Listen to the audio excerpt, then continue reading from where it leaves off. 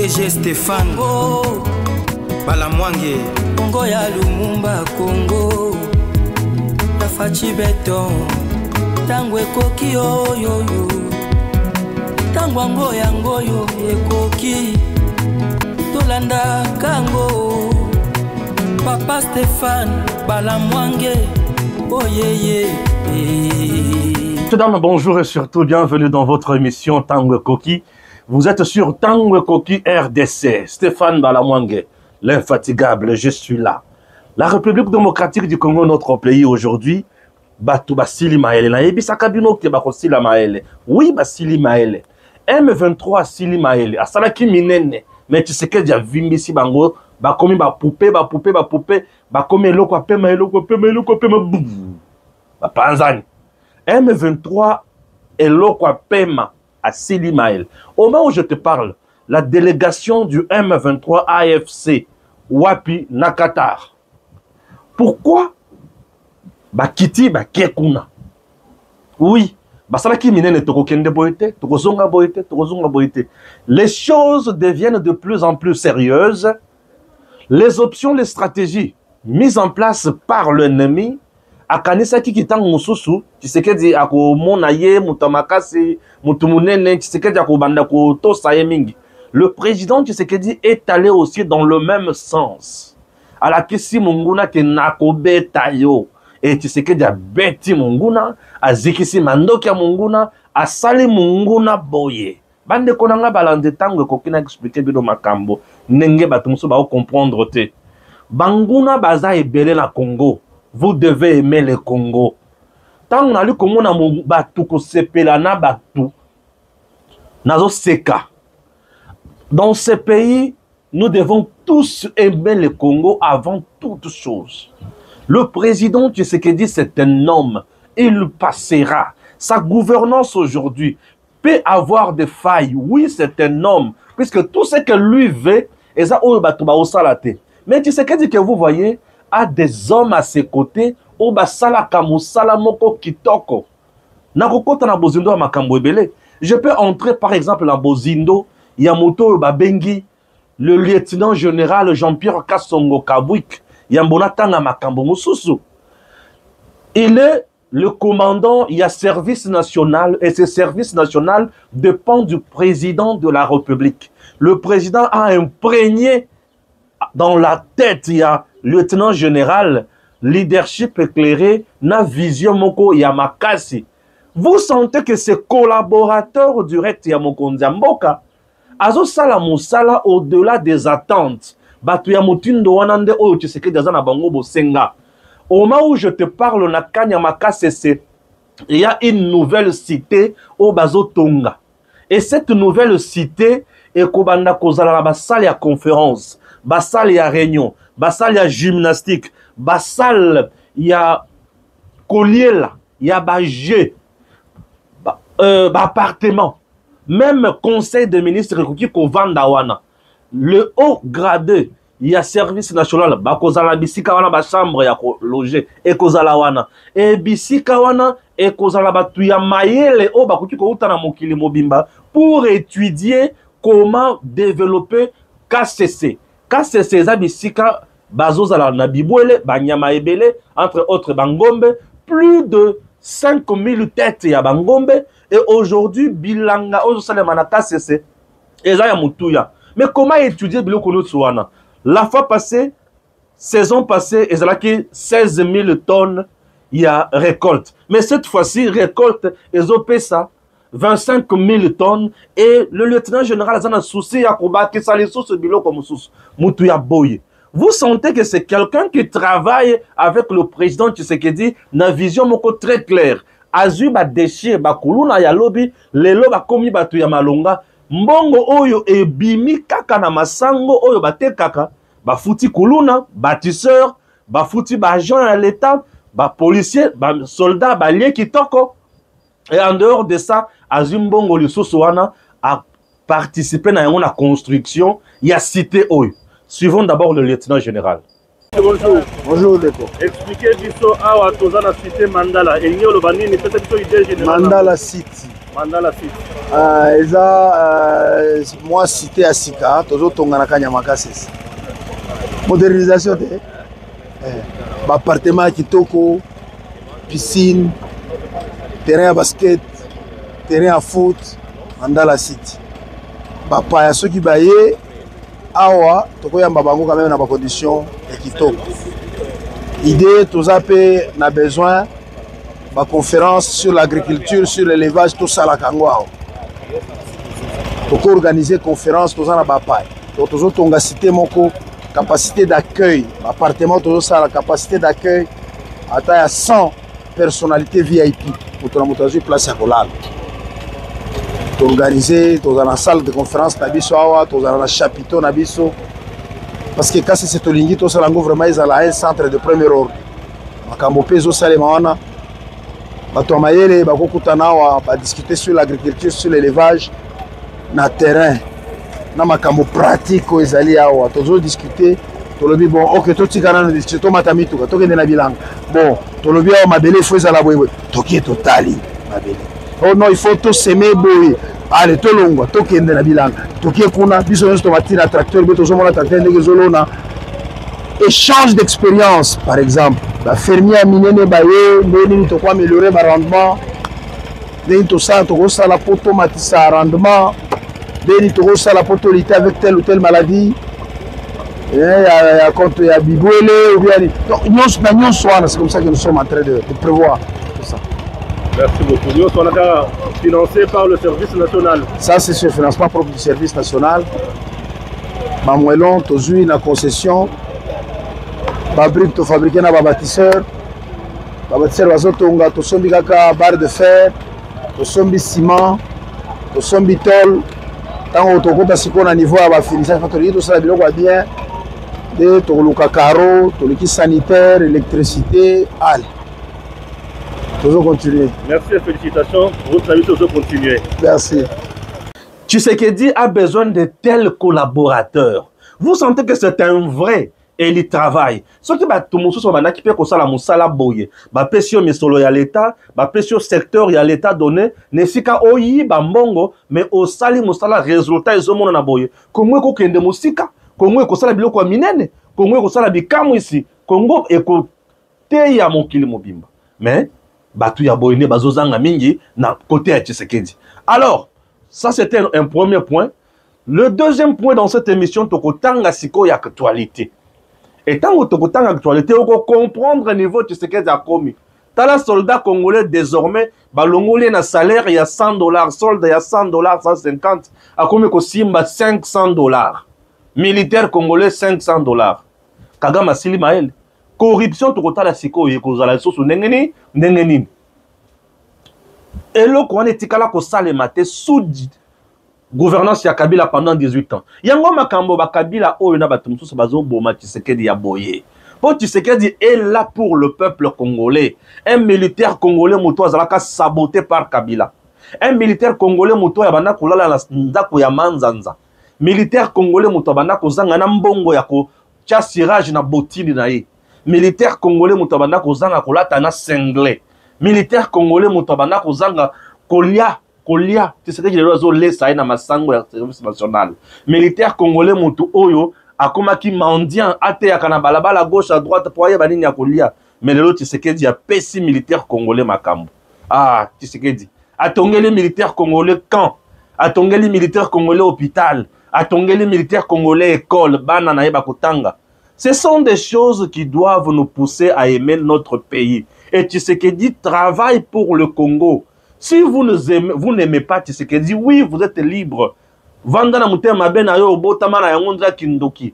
Mais biso tozo linga Tshisekedi po azo sale la Congo. Tango koki RDC, le patriotisme et la méritocratie. Biso tozande wana. Alors vous devez aimer bato bazo sungambo kambo ke kende liboso. Botika bato bazo sala makamoko pamba bazo yina Congo. Kagame Asili Maël et Kagame Asili Maël. Kagame a commis Kokufa Kaka Belgique, Kokufa Kaka Belgique. Et au moment où je vous parle Belgique, Bilo Kwazo Beta Kagame, Kagame Sili Maele. Kagame a plus loin pour na kopé qui sabatu nyonso na boka na ye, mutu a collaboré les sources na Belgique te. Azo lukande KO au Rwanda et le Rwanda comme on n'a pas si beaucoup. Nde okomona siko komi muke atini batuna pe bakende bo. Ba mataboy bazonga boy. Tshisekedi akozonga simate. Boze la bo comprendre. Bato ba kanisa ke Faci a moninga na bango. Ah oui. Bo kanisa ke Faci aza moninga na bango. Bozela. Bo kanisa ke Faci aza moninga na bango. Le président Tshisekedi a kozonga simate. Faci a ko frapper Munguna et Munguna ko se rendre compte que na simbaki mutu ba simbakate mwana na nzambe Faci Beton Moko Antombolo. Moko Antombolo. Je vais lire l'actualité. Point 1, actualité. ONU, Bintou Keïta alerte sur la préparation d'un assaut de l'AFC M23 dans le Maniema et Chopo. Chopo, c'est la province, chef-lieu Nangonde Kisangani. Alors, M23, Bazo Bongama, Batala comment il faut basa la Sokuna, et puis Batala comment basa la chantage belé. Lors de la récente réunion du Conseil de sécurité de l'Organisation des Nations Unies, la chef de la mission onusienne en RDC, Bintou Keïta, a alerté sur la préparation d'un assaut par le rebelle de l'AFC M23 dans les provinces du Maniema et de la Chopo. Aujourd'hui, l'AFC M23 contrôle les vastes pans de ces deux provinces et menace de s'étendre dans les provinces de la Chopo et du Maniema, a-t-elle révélé. Bintou Keïta a également indiqué que l'AFC M23, appuyé par les forces de défense du Rwanda, a avancé dans la province du Nord Kivu en février et mars de cette année. Dans le cadre de son rapport sur la situation en cours dans la partie est de la RDC touchée par l'agression rwandaise, mi-mars, poursuit-elle, le groupe avait consolidé son contrôle dans les territoires d'Idui et consorts, et le groupe continue à tuer, à massacrer et à faire tout de mal, poursuit-elle en ajoutant que le groupe avait même voulu contrôler le plateau d'Ouvira et consorts, mais ça n'a pas marché. Le nazo qui n'a tangi kaka na limboli na tangi na limboli. Bintou Keïta tango alobi na ONU et le kwa liboso afundi Rwanda. Oui, tango azoloba ke bazo continuer na ko évoluer, c'est-à-dire qu'il a fundi bango pour l'ONU, les conseils de sécurité et d'autres puissances, ba pekisaki Kagame, ba pekisaki M23 AFC, ba pekisaki bango basala avancer te. Balobaki na bango, ils doivent déposer les armes, ils doivent se retirer de toutes les zones occupées et ils devraient cesser le feu. Ba tosi makambonyo soanate. Et le quoi là ba tosi angote, ndebo moni na walikale. Le gouvernement congolais a la kisi bango. Ba auto santé. Bazo continuer na koboma. Po bisika bango baza. Ba congolais bazo za la fouetter. Ba congolais bazo za la tuer. Ba congolais bazo za la violer. Les femmes congolaises bazo za la violer. Et toutes les filles congolaises violées na bisika bango baza. Les garçons sont recrutés de force na ba groupes armés na bango. Et bazo nyoko là-bas na mibali boye. Bazo fouette bango matin midi soir. Bazo beta. N'est siko le gouvernement congolais le bien non. Je suis quand même un gouvernement responsable. Bazo ba cesser le fait ba auto sate. Bazo ba auto sate. Nde bomone na walikale. Gouvernement congolais a constaté avion ekiti mbala liboso. Etiki minduki, etiki ba soldat. Ah bon? Ya boende, OK c'est bon. Bozo siko bango. Les avions eyem mbala mibale.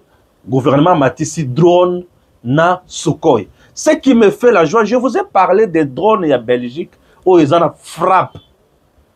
Et c'est les drones où ils Sikoyo, ils ont drone, ils en frappent. Drone de reconnaissance et de frappe. Drone na biso aye atali alobi oui baza effectivement bangoana drone a moni avion, drone a moni ba position ya M23 AFC. Amoni armée rwandaise RDF, OK. Drone a lâché missile. Boum. Azikisi, ba position na bango. koziki sa ba position na bango elingi koloba nini aziki si armée rwandaise aziki si ba soldat rwandais aziki si mandoki na bango. Vous comprenez? Les aziki si biloko wana aziki sa ba position ba soldat wana bazui panique ba bandi mbangu d'embardade totale. Ne drone bala moko a signalé na état-major batinda suko aya koziki sa avion ne suko ya mati aziki si siko ya avion na bango frappe ya siko ya suko na biso 25 et ziki si avion et ziki si tout le matériel au baba yaki nango pour ba installer baba na ko briller espace pour drone na biso e matali sous place wana te suko e matali sous te leur bazo installer matériel wana to ziki si yango suko ya beti yango eziki to tikali siko yo vizolongo vizonka kingidi la tota la bango. Et ce qui me fait du bien, la population na Walikale, majorité baza ba wazalendo. Bazo zala la munguna te. Bazo lo bakaka, il faut baza la vigilance sur munguna po baboma munguna. Bazo tika munguna kinyate. Ça c'est quelque chose de très important. Alors nous devons dire bravo à la population de Walikale. Nous devons dire bravo au FARDC. Ou comme une frappe rapide, nous devons dire bravo également na wazalendo oyo azo coopérer na mungunate. Ça ce sont des choses oyo ezo pesa biso esengo pona kolakisa ete munguna esika na ye na Congo e yali lisusu te. Munguna esika na ye na Congo e yali lisusu te, esika ya munguna ekomi obeka kalifelo to beta kaye kaka to la kisaye ke azali zoba azana bisika kosala akokende te. Oyo mboka na biso Congo mboka bakoko bande konangai tu trahis le Congo oza mutu sengeli bakata kingo namoni un major moko azalaka na FRDC ba akimi FRDC aki akoti M23 wazashu wazalendo waza akangiye bakati ye mutu balakisi na mutu Stéphane mutu na ye yango tala ye mobima yeyo mutu na ye yango na lebi wazashu wazalendo wazashu bosali lokwa kitoko boye bati dinga la photo na lebi me oyo na kolakisa ngo batu te quand même bakati ye mutu allez. La patrie ne pardonne pas aux traîtres. Vous devez respecter la patrie, vous devez aimer le pays, vous devez aller plus loin, vous devez faire mieux. La patrie ne pardonne pas aux traîtres. Batunions oyo bazo trahir Congo, kombo na bango ezali liwa, bako kata bango mutu kraka. La patrie ne pardonne pas aux traîtres. Oui, bakati ye mutu. Yango bomoni gouvernement congolais le non. Nakoki kotika bango bote. Pour que na tiki bango na Walikale. C'est-à-dire Chopo Bakei, Maniema Bakei, et Bisika tout bango bazo kende, chers compatriotes. Et là, on peut pas comprendre Yangona. Bisika Otokangi, et après Bossalini, Nini. Aujourd'hui, na Bukavu, na Goma, donc Nord Kivu, Sud Kivu, na ba Bisika Baza. Dans le deux villes bango Baza. Misala Ezate, insécurité commis totale. Bazo landela ba Congolais ko beta. Ko violer basi ya batu, ko violer ba mama. Ko kanga ba jeune na makasi bazo sala nyonso ya mabe et bazo nyoko la peuple. Pensez-vous que tokoki kondima batu ya boye ba continuer kozala na biso? Pensez-vous que tokoki kondima batu ya boye bazala wana po ba nyoko la kaka peuple congolais? Ce sont des choses où le peuple congolais na diversité na ye nyonso na bisika nyonso tozali tokotikala jamais kondima. Tokotikala jamais kondima munguna a continué na kosala biso mabe boye. Je me fais comprendre, oui, on n'acceptera jamais. Et ninge tozawana munguna azo yoka yaye. Frappe azo zoa. Frappe ko azo zoa. Et ça nous fait du bien. Donc Bintou Keïta a alerté. Ndebo moni na katia ONU wana la Conseil de sécurité, il y a eu des points de vue divergents. La France, Yazolo Bakaka, il faut gouvernement congolais, l'État congolais, avant d'avoir le processus, il y a Luanda, il y a Nairobi. La Russie, elle, a lobby, non, trop, c'est trop. On doit changer la mission de la MONUSCO na Katinini. Il y a RDC. MONUSCO, il faut tout changer mission. Alongo na mission ya stabilisation, akenesiko na mission ya ko protéger malamu ba civil na ba zone za contrôler en frappant l'ennemi. Au début, mission de stabilisation, c'était contre les groupes armés. Mais maintenant, il y a là, la MONUSCO est face à un État, avec une armée organisée. Qu'est-ce qu'il faut? Il faut frapper l'ennemi. Ah, il faut frapper l'ennemi. Et pour frapper l'ennemi, il faut que l'Akisaye qui azatinate. Il faut frapper l'ennemi. Et pour bien frapper l'ennemi, ils ont changer mission ya MONUSCO. Ah oui, les Nations Unies ont compris aujourd'hui. Toutes les grandes puissances ont compris. Le Rwanda est abandonné. Tshisekedi a gagné diplomatiquement. Et sur le plan, il y a terrain. Tshisekedi a continué à se battre. Ça me fait du bien. Lorsque je vois notre armée se déployer, frapper. T'as le niveau, hein? On dirait que faible. Leur kaka ba komi ko s'installer armée à l'équipe. Akole kaka da komi balé pamba. Drone aya l'équipe a bousillé. Soko ya silisi musala. To komi kana bilo komi balé wana. Bon botika bango makota. Ah basali kana bango c'est bon. Allez drone mata amati brrr. Allez soko mata amati brrr. Sandre Poutoulou. Poutoulou mati. Et Munguna Bissika Zali, Asseli Maël. Et là, ça nous fait énormément du bien. Hein? Merci beaucoup. Ça nous fait énormément du bien. Ça, c'était le premier point. Non, le deuxième point. Non, point moins belé. Nayo Kike Willingoma. Azuma Sassi, ya solo to ya lukuta. Azumona nati. Willingoma, Azuma Sassi, ya solo to ya lukuta. Où est passé Willingoma? Est-il mort ou capturé? De rumeurs qui circulent qu'il serait capturé par les FARDC. Il y a solo to lukuta. Willingoma, on a capturé. Ce qui peut nous a capturé. Il y a ce qui nous a capturé. Voilà. M23 AFC, en dépit du mandat d'arrêt international émis par Constant Moutamba, le coordonnateur adjoint de l'AFC M23, Bissimo, ainsi que le colonel John Imani Nzenze, responsable de renseignement, sont arrivés à Doha pour une possible réunion avec la délégation de Kinshasa et Kigali. Ok? Ce qui n'a pas été organisé au niveau d'Angola, et aussi au niveau de Qatar. Le gouvernement congolais envoie sa délégation selon Steve Wemby. Et Kagame aussi a envoyé aussi sa délégation, il y a M23 AFC, Nanga Bache et Mopanzi, Batindi Bato Bango Baroki Koti Nabo Basala Cop, Basala Likambo, Bande Konangai, Tshisekedi reste maestro. Ce qui aux autres là, Tshisekedi, il faut, au commissaire Kanzambe, le bien Zakomba, maton de Mingana Nengo Pesabiso Tshisekedi. Ah, Fachi Beton. Le président Tshisekedi reste un vrai maestro. Un vrai maestro qui fait correctement son travail. Est-ce qu'à partir de la chaise, tu ne peux pas mettre là et t'asseoir et suivre bien les choses là? Tshisekedi reste un vrai maestro. Tshisekedi reste un meilleur. Ah! Ici, Tshisekedi vient de déjouer le complot, il y a coup d'État. Oyo Kabila Nananga bazo préparé na Kigali, bazo préparé où c'est na Uganda. Ambongo Chole Utembi na oya Luala bakun ya nani kuna seki Muteba bayoki Sony, leur coup, leur plan est anéanti. Tokota na bozindo. To banda na likamboto loba oyo, chers compatriotes.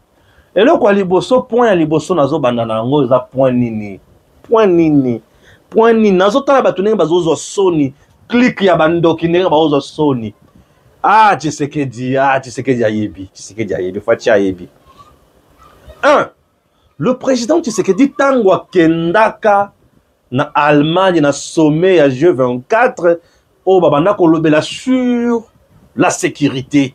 Akutana kana batu ebele c'est à ce sommet là na ba forum wanande akutana ba émissaire ya Qatar. Le Qatar pèse beaucoup sur le Rwanda. Ah oui, Et même l'Union européenne et les autres, la Qatar, Qatar a beaucoup d'argent. Qatar a dans beaucoup de pays. Le Rwanda pillait l'or chez nous. Azo kende côté que l'ango Qatar. Qatar a Kambongo a pesi Rwanda. Qatar a sali usine ya munene ya raffinerie ya or et paina ya Rwanda.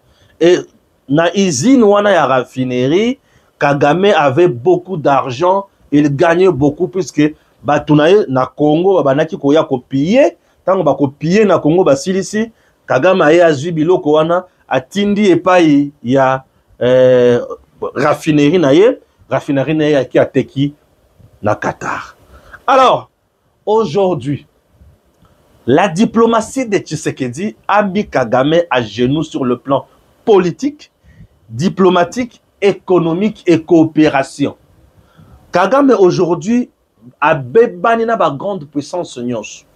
Kagame aujourd'hui ba grande puissance ba tché le boko boy. Sala sima ya loboko. Tshisekedi na za liboso ya loboko. Oui. Kagame aujourd'hui a eu ba sanction.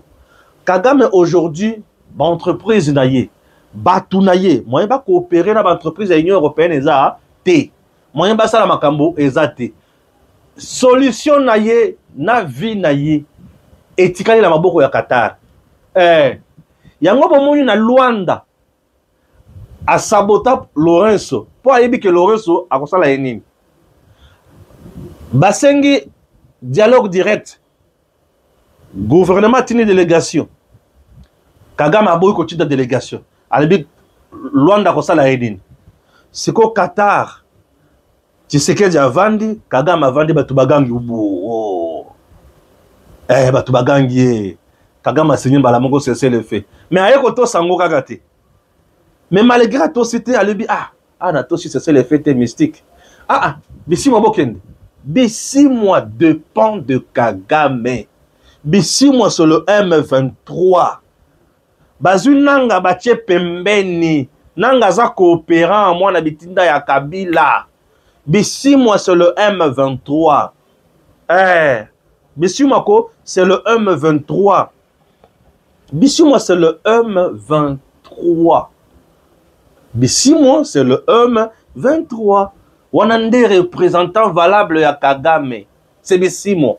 Nde Bissi moi sikoyo ayakate aye batindi na délégation wapi na Qatar na Doha. Et là, le gouvernement congolais va aussi envoyer sa délégation. Les deux délégations vont s'affronter. Bako solola sikoyo bango bakoloba oyo bango baoluka. Tokoyeba. Mokili mobimba ekoyeba. Nazo senga kaka na délégation ya RDC. Bopesa biso ba revendication ya M23. Tango boko pesa biso ba revendication ya M23, biso nyonso population congolaise to étudier yango. Oyo tokomona ezotala makambo etali mabele na biso. Ndeto sali ba marche. To yebisi communauté internationale. Bambwa oyo. Baoluka mabele na biso. Baoluka ba contrôler armée na biso. Bazoluka ba bafouer sécurité ya mboka na biso. Olobi nini. À ce moment-là, communauté internationale a rotala pe akolobate boyete. Boyete. Akotala ka bango wayi sango te boyete. Boyete. À ce moment-là, batunyo so akoyeba mokili mobimba ekozala témoin. Il y a oyo Kagame azoluka en RDC. Et c'est à ce moment-là batu akopesa siko Tshisekedi confiance totale bako se rendre compte que Tshisekedi est là pour le Congo et non pour ses intérêts. Tshisekedi Félix se bat pour le Congo et non pour ses intérêts. Kagame Asuki, Kabila Suki, Nanga Suki, M23 Basuki. Pour nani na lobi bongo. Guerre boko sala. Oh tozo kende oui bozo kende. Bozo kende bisika bozo vanda. Boza ni na banque, ni na musala, ni na nine. Vous commencez à piller oui. Population bozo nyoko la abomo. OK, c'est bon nyoko la kasi bango. Tozo tala bino bisika maele la bino gosuka. Tozo kende boy boya. Boye to bomi bino. Boye to bomi bino. Tozo kende boya. Entre-temps, qui perd et qui gagne? Kagame, plus ça va perdre, plus ça va s'affaiblir. Et plus ça commis docile. Moi, na malamo. Prince, datini batunanga bangwana kasebo solola, Tshisekedi apesa ngata oyo. Kagame akomi koluka siko survie. Tshisekedi apesa ngata oyo, Tshisekedi apesa ngata oyo. Pour ceux qui Tshisekedi pesa makasi mingi, tango zoboya nyonso, Tshisekedi azoboya nyonso sikona kosuka wapi. OK, c'est bon. Bo pesa ngata oyo. Chers compatriotes, le président Tshisekedi ne joue pas. Le président Tshisekedi reste fort, il reste puissant. Un homme vrai pour le Congo. Le président Tshisekedi se bat pour le Congo. Et Azo Sala par tout le moyen moke kende liboso. Et Azo tikela munguna tante. Munguna kozwa talipate. Yango na monisiko Kagame lelo atindi batunai. Entre temps Kabila nanga bakie kokuta na Museveni po bazo kanisa ke soki Tshisekedi asilisi les deux délégations. Soki ba sololi. Maintenant par ya Kabila eza wapi.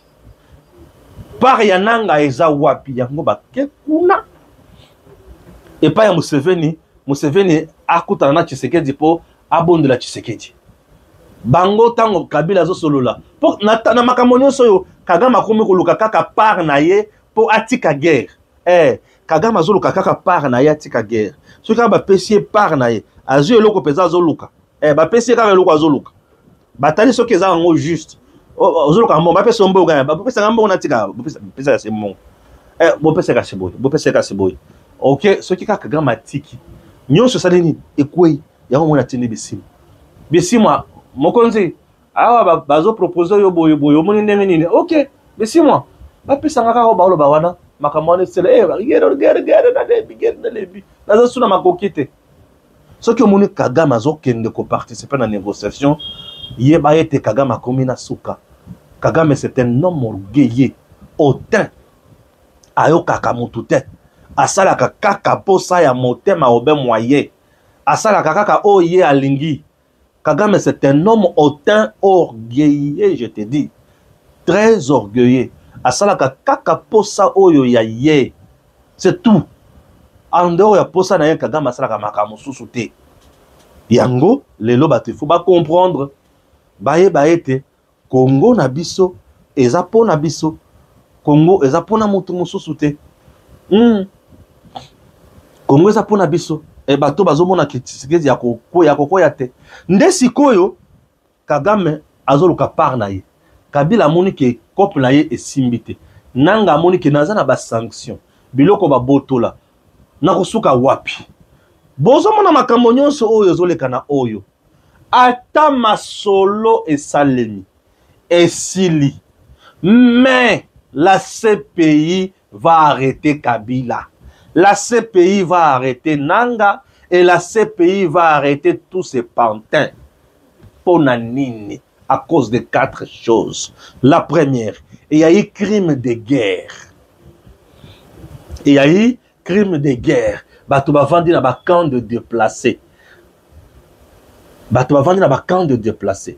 Bazana lipate, bazana maïte, bazana lokote. Bato wana bo bombarder bango. Crime de guerre. Bas soldats congolais ba se rendre balobi kuna moyen to sala suezate toye na maboko na bino. Ba policier bokangi bango nyonso botindi bango na Rumangabo. Bo bandi ko former bango ba boma susu ba mboka na bango. Crime de guerre. Voilà, crime de guerre aussi. Ça c'est un crime de guerre puisque vous avez violé les droits humanitaires. Bato bakomi inoffensif. Bato na bopito. Baye bazui bango babandi kuboma bango nyonso. Crime de guerre. Bana, ba mama bilenge. Bazo exécuter bango sommairement comme ça. Crime contre humanité. Et non seulement basuki na crime contre humanité te. Batumbi bana, babomi bana, basali nyonso ya mabe, basuki kaka wana te, bandeko na ngai, basuki kaka wana te, bakesi koyo plus loin, wapi, tunanga wapi, plus loin, tunanga wapi, bazui armée étrangère, et koti, basali crime d'agression. Alors, la Cour pénale internationale, le droit international pénal, bilangana yango wana soki trouble Il y a vie internationale les autres salles mamotine de wana. Ah, trouble na espace international et c'est fini. Bilangue monani. Sur le plan matériel, la Cour pénale internationale est capable et compétente à saisir, à frapper. Entre-temps, RDC, pays ratificateur, il y a Nini Makamba Cour pénale internationale.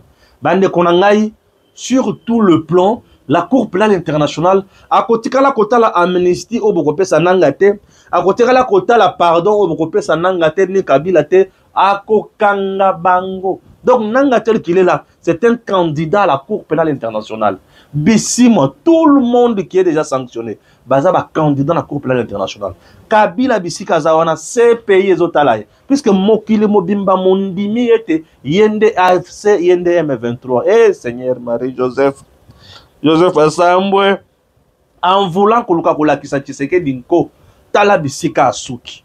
Et Bissika Oyasuki, et Suki si epe, et Suki si obekoleka. Et à kosuka libela. À comprendre ce que Mboka Oyo Congo, Mboka Bakoko Batikela Biso, ezali Mboka na Biso ba Congolais, mutu nyonso oya koya kosakala na Congo, azui yaye.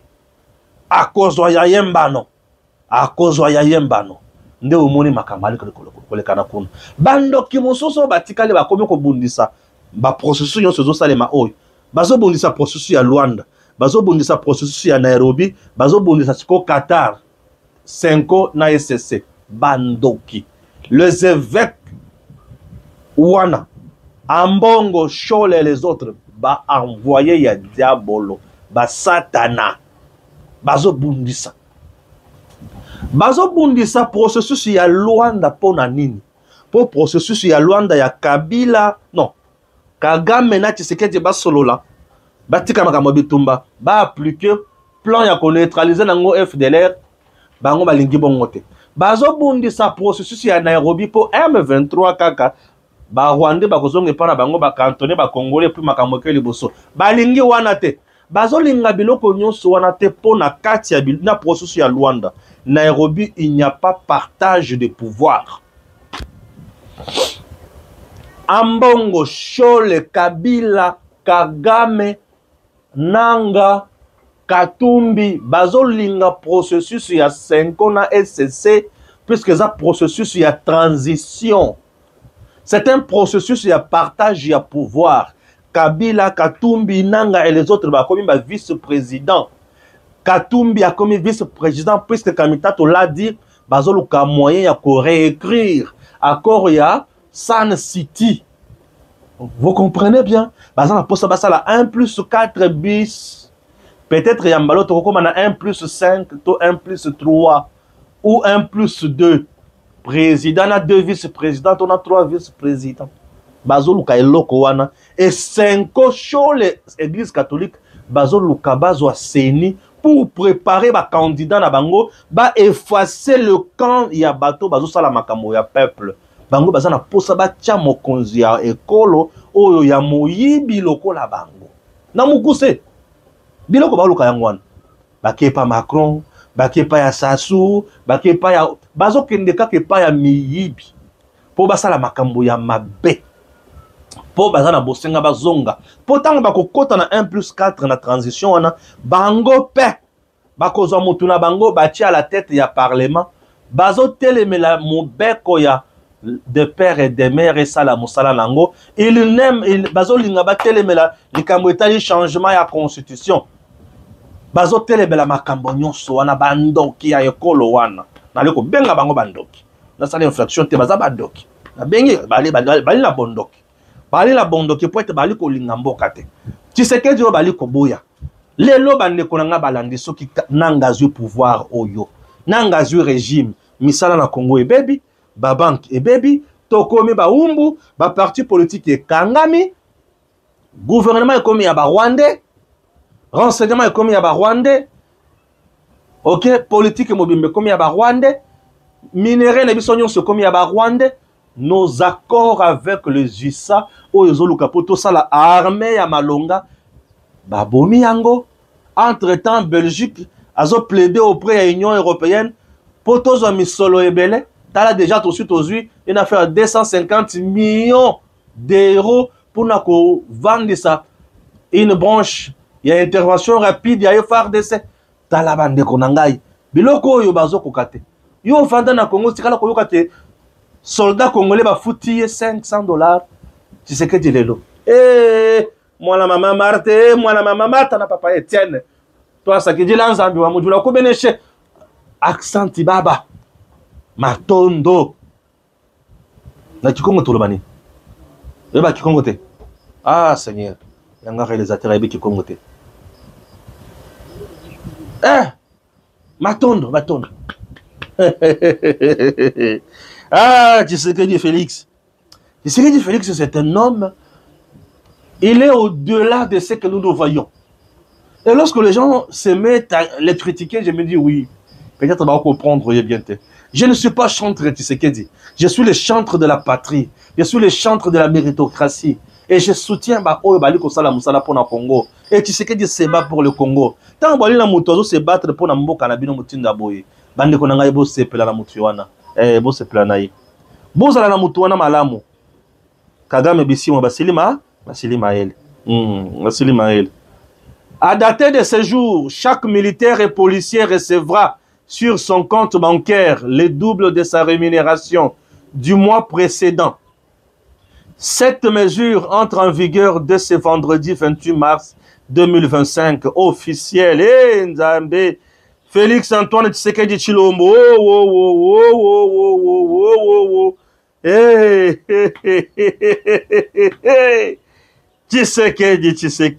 Tshisekedi. Papa policier, papa militaire, papa soldat. Mbongo na oya mois passé. Par double. Mbongo na oya mois passé double. Ah Seigneur, ça me fait du bien. Ah, donc le double. Ce que maintenant on a $100 au commune à 200. Ce que maintenant on a 300 au commune à 600. Ce que maintenant on a 500 au commune à 1000. Ce que maintenant on a 1000 au commune à 2000. Yango balobi. Matisi. Dans Matisi, c'est comme Matissa. Na Bukavu, quelque chose se prépare. On a toujours Basoda Nabiso. Basoda Nabiso. Non, c'est bon, Basoda Nabiso. Bukavu. Quelque part à Bukavu. Nous demandons à la population. Nous sommes maintenant à quelques secondes de la ville de Bukavu. Veuillez rester attentifs. On a FARDC Wazalendo. On a la Tipino. Wazalendo. Les Wazalendo veulent maintenant récupérer Bukavu. Mukulu ya lobby na Kamanyola. Bitumba ya kosakanate. Banani babandaki bitumba wana Wazalendo. Babeti M23 armée rwandaise a kufi lokola mbizo. Bamemi bango se komema bango na mapeka. Lobby bakufi lokola ba PC. Na lobby bakufi on dirait ba PC. Mukolo lobby bakufi lokola ba PC. Je te dis que bakufi lokola ba PC. Na Kamanyola. Kamanyola est allé à 53 km na ville ya Bukavu. Ouais. Bakufi se kokufa. Et tant que bomi bango ebele, on a avancé. En avançant, tous autres vers Bukavu. Yango sikoyo, Wazalendo lobby, na quelque temps, tous autres wapi na Bukavu. Et tant que tous autres na Bukavu, c'est pour frapper. Et tant que tu frapper, tu la kisabango. Yoka sikoyo, Kagame ndenge se compliquer les sous davantage. Yoka. Kagame lobby nini. Le gouvernement rwandais a interdit toutes les organisations non gouvernementales, ONG, internationales et nationales, aux organisations confessionnelles et aux fondations d'intérêt commun d'enregistrer et coopérant bien sûr au Rwanda d'avoir une quelconque forme de coopération avec le gouvernement belge et ses entités affiliées. À Bandeli, le gouvernement rwandais a interdit à toutes les organisations non gouvernementales, internationales et nationales, aux organisations confessionnelles et aux fondations d'intérêt commun enregistrées et opérant au Rwanda d'avoir une quelconque forme de coopération avec le gouvernement belge et ses entités. À compter d'aujourd'hui, toute collaboration tout partenariat et tout engagement avec le gouvernement belge et ses institutions affiliées, acteurs de coopération non gouvernementale, agences et programmes sont interdits. Tout projet ou accord en cours impliquant ces entités et d'autres entités affiliées de manière similaire doit être résilié immédiatement et signalé en conséquence. Bandekonanga, ce qui lui a ici kangio, au banda omona ozotambola nzela, ozui libanga, omoni mutu kezoleka, otali bien te, mais mutu kango ezande na banani, na basoda, basoda ngo armé jusqu'aux dents, balati ba grenade nzoto mibimbi, yozui libanga bambi bango, bazo pekisa yo tika, ozui lisusu libanga mususu bambi bango, sikona ko bamba wala libanga liboso ezokisi soda na longi. Ya mibale etoboli soda mususu liso. C'est quoi la suite? Bango pe bako bamba mabanga o bango bazanango. Siko mabanga o bango bazanango eza grenade na mandoki. Et suffit kaka moko asali clan clan. Atali yo bien. Abeti oka na motu ba. Paf, bongo panzani. Okwei. Moyo bamba susu libanga ezate mutu ke sali nini? Et continuer marche nango. Le Rwanda doit son existence à la Belgique. Le Rwanda. Le Rwanda doit son armée, son service de renseignement à la Belgique. C'est la Belgique où il y a eu Mandoki, a payé l'Union européenne. L'Union européenne a payé l'armée rwandaise pour la mission où il y a payé Mozambique, qui a maintien la paix, pour traquer les terroristes. La Belgique, Seigneur Jésus, la Belgique a coexisté sans le Rwanda ou avec le Rwanda. Qu'est-ce que le Rwanda a investi en Belgique? Le Rwanda a investi quoi en Belgique? Le Rwanda finance quelle ONG en Belgique? Le Rwanda finance quelle société en Belgique? Oyo est engagé par Belge. Vice versa, contrairement à la Belgique fait le bonheur, le paradis des Rwandais. La Belgique a des ONG qu'elle finance. Et ces dernières engagent les Rwandais. Et les Rwandais sont mieux payés là-bas. Nourrissent leur famille. Et tant que Kagame a eu décision oyo. Et ça mutu bazo tindi asa l'esprit des morts. Azo zelande liwa. Et liwa oyo azo lukana azo sepela nango makasi. Boyebi ke nazo komesa nzambe na makambo bakaniso azo pesa Kagame. Eza lokola nzamba apesa Pharaon motema makasi ya kolanda bana Israël. Et apesa bango motema makasi apesa Pharaon motema makasi. Pharaon ayana ba char de combat biloko nyonso azo landa bana Israël. Ekolo Chisamba chanzambi wendo balondo. Ekolo ya nkolo Yesu ya kolo nzambe ali kolanda bango. Tango landa bango a se retrouva na libulu ya mozindo ya mai mer rouge. Nzamba alobi ok, Moïse aussi oleki na bato na ngai. Moïse alobi kolo bato nyonso basi baleki na bibone na bango. Allez, c'est fini. Nzamba beti pouf. Mai ekangami bango nyonso bakufi. Nde libulu oyo Kagame azokota sikoyo. Libulu Kagame akoti yango wana. Libulu oyo Kagame akoti eza somo, eza mozindo makasi. Akobima mobimba te. Azokufela nde na libulu oyo. Et soki botali malamu. La Belgique est là pour promettre qu'il na Kagame azo sala yango mikolo nyonso. Mais Kagame ne fera rien à la Belgique. Puisque Kagame en interdisant à toutes les ONG oyo baza na coopération na Belgique. Oyo basala ka musala na Belgique. Bakanga bisaka nango. Bakata. Oui, la Belgique va arrêter. La Belgique va arrêter. Cher Belgique, je te demande que ma camono soit banda kusala kuna zoa yango. Yaka kusala ngona Congo. Yaka kusala ngona Congo. La Belgique va arrêter. Mais c'est qui le grand perdant? Kagame c'est le meilleur perdant puisqu'il se crée la bombe. Yemoko. Population belge, population rwandaise. Oyo banda kusala la misala nyonso wana. Tu es un pays, tu vivais na ba coopération. Ba coopération nyonso bakati yango. Eloko liboso. Et le quoi ces ONG là, ces agences là, ces coopérations là, avaient engagé des Rwandais. Et tous ces Rwandais là vont rentrer chez eux. Bakozwata des comptes finaux, bakozonge pa na bango. Tango bakozonga balali nzala lelo, balali nzala lobi kuna. Olobi na bango bakanga sentir te, bakanga sentir te. Bakoyande kokufa na yo. Nde bisika na zo bisa ba Rwandais, cher Rwandais. Vous avez un monstre à la tête de votre pays. Si vous ne faites pas quelque chose, vous allez mourir. Je me demande, comment vous pouvez accepter qu'un monsieur comme Kagame vienne vous prendre en otage comme ça et vous faire passer comme ma proie naïe et vous asala oignon soit lingi. Mais vous êtes de malheureux. Boza batouya libabe. Boza batouya pasi. Boko nyo koma mingi koleka. Boza nesika boko kendeli susuta. Boko nyo koma seko nyo koma ya mutindo wana. Boko zala batu o lelo boko kufanzala. Boko lala nzala, boko finzala.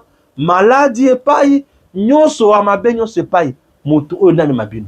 Vous devez vous débarrasser de Paul Kagame. Ce monsieur est là pour vous tuer. Tu sais que il ne reculera jamais. Tu sais que il ne vendra jamais ce pays. C'est un vrai patriote. Kagame, tout ce qu'il cherche en RDC, il n'aura rien.